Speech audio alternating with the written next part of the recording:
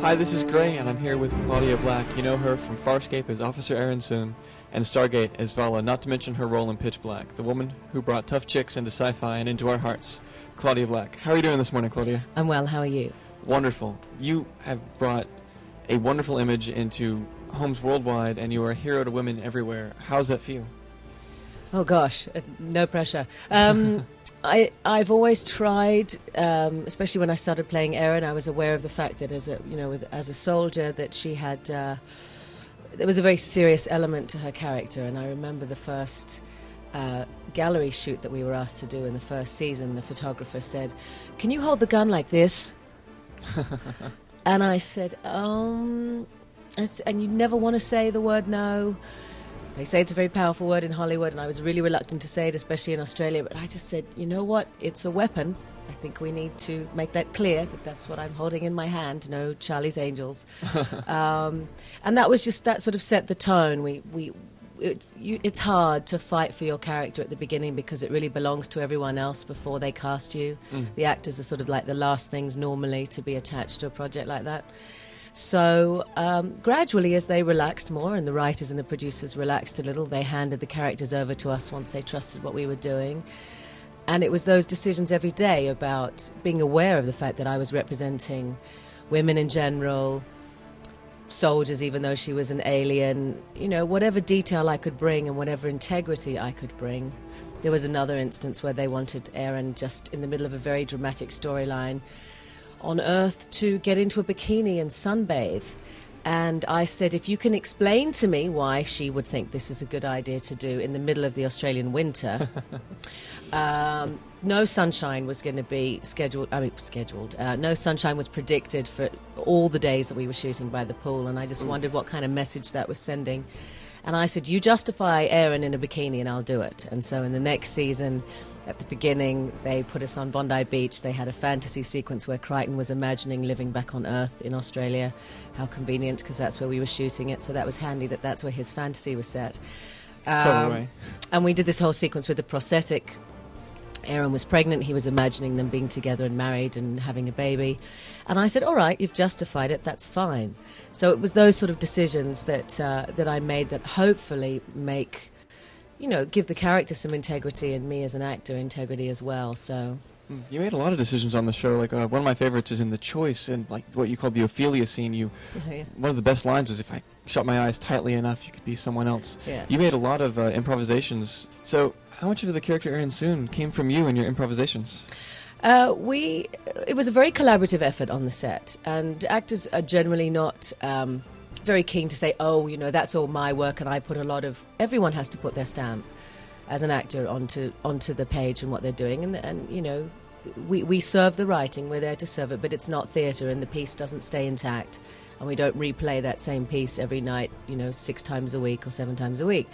So everyone has to be prepared to go with the flow, and the improvisations never came from us saying necessarily, I want to do something different. It's about, this puppet doesn't look the way it was described in the script, so what are we going to do? So it was born out of necessity a lot of the time. But if the writers invited us to make some contributions, just as Justin Monjo did, who wrote The Choice, I had a wonderful time collaborating with him. And he said to me, this is our idea, this is the concept, what do you want to do, what are your thoughts? And we collaborated on it together. Besides Justin Monjo, what other writers did you particularly enjoy working with? I know you had so many. Well, there was at the time a lesser-known writer named Ben Browder. Don't know if anyone's heard of him. Rings a bell. Yeah, a faint bell somewhere. Ben, I'd been playing this incredibly serious character whose first smile was actually scripted. And her first tear. She was this incredibly emotionally stoic person. First joke, too, I believe. Yes. All the jokes somewhere in the second, maybe third season. Exactly. Erin understanding irony for the first time.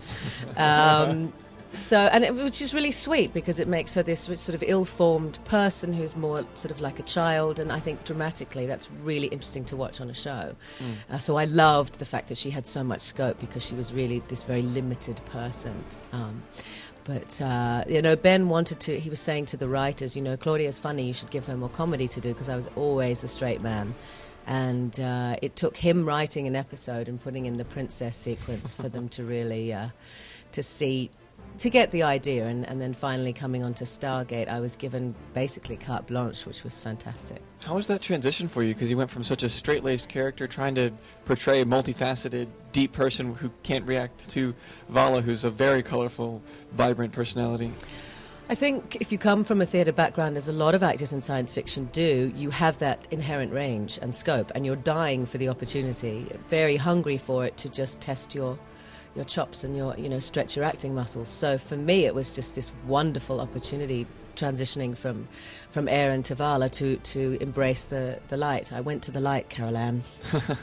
Did you ever have trouble keeping the characters separate, working with Ben again with the same chemistry and being on another sci-fi set? I never had trouble confusing the characters. My issues were more with confusing the process of the two shows, because they were vastly different beasts, different producers, different writing. We would get actual scripts delivered to us on Stargate, whereas on Farscape we would get something, and then we'd have to sort of make that work. Some of the time, sometimes they were just. It's very hard to keep up with the schedule that Farscape was, because we weren't shooting.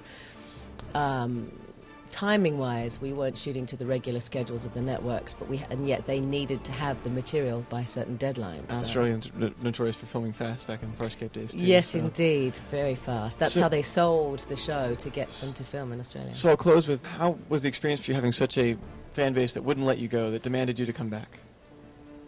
Is that the case? Oh, they demanded that I come back? Peacekeeper Wars was built upon cracker box tops we sent in. Sorry, I 180'd back on you. Right.